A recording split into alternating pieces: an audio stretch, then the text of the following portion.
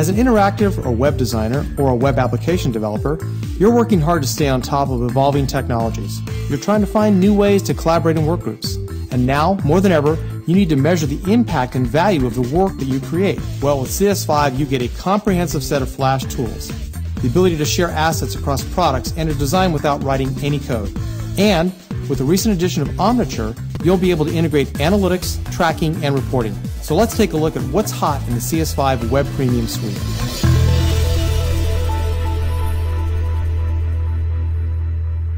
Hi, I'm Greg Ruiz, Principal Evangelist for Creative Suite Web Premium at Adobe.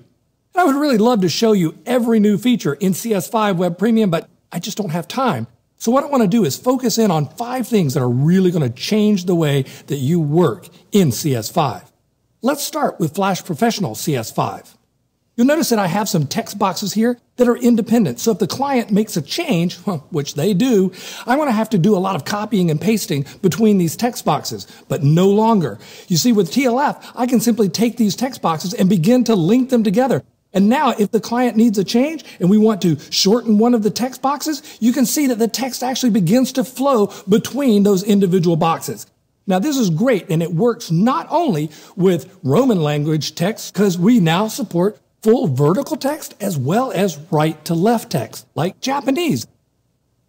Now the second thing I want to talk about is the improvements we've made in Flash Professional CS5 to its coding environment.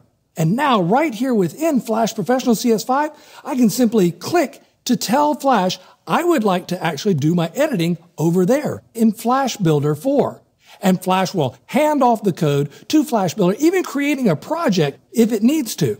And when we're ready to package things up, I can also click a button right here in Flash Builder, and that will take me back over to Flash Professional, where I can do my export. And of course, I'm not just exporting for the web anymore. I'm exporting for a variety of screens, including one very popular one out there right now, the iPhone. Using the packager for iPhone that's included with Flash Professional CS5, I can set up my application to be turned into a native iPhone application and distributed via the App Store.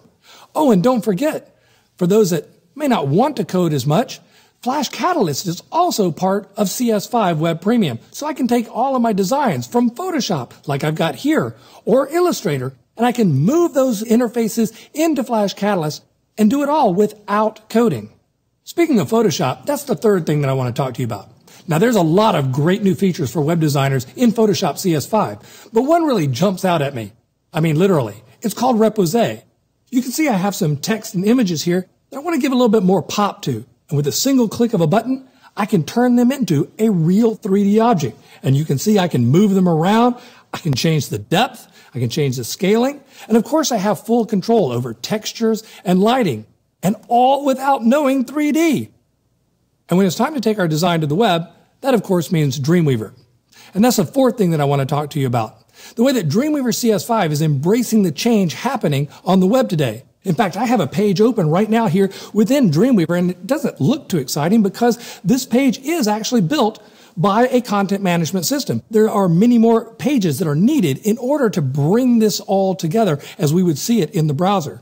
But Dreamweaver knows this, and I can simply click my Discover button and have Dreamweaver go follow all of those dynamic links and show me all of the pages that are going to be needed to show me this actual page in the browser. And I can see that too, right here in Dreamweaver CS5 with our new enhanced live view. When I click the live view button, this tells Dreamweaver to bounce all those pages off of the server and bring them back, displaying exactly the way that they're going to look inside of the browser.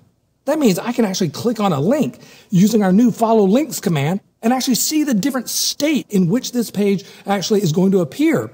And when I'm happy with this, of course, the big challenge for everybody is knowing if the page looks right in my targeted browsers.